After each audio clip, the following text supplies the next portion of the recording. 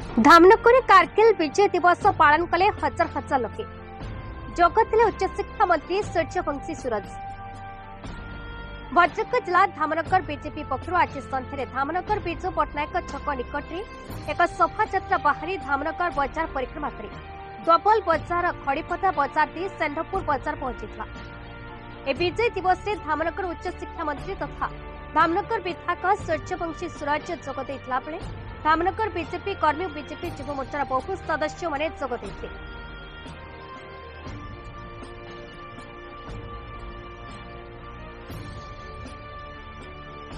ऐतिहासिक कारगिल विजय दिवस को 25 वर्ष या भितर पूरण होइछि।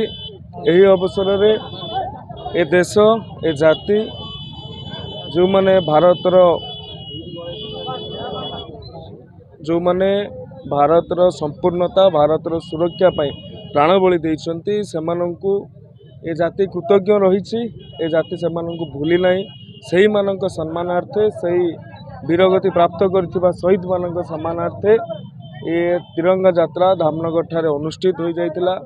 एथिरे स्वतः प्रवृत्त भाव रे संपूर्ण धामनगर वासी एवं युव गोष्ठी माने उत्साहर सहित ये तिरंगा यात्रा रे शामिल होइतिले। युव वर्गों मध्य रे देशप्रेम और जातीयतावाद उत्तरण निमित्त ये तिरंगा यात्रा अभूतपूर्व भाव सफलतार सह समापन होइछि।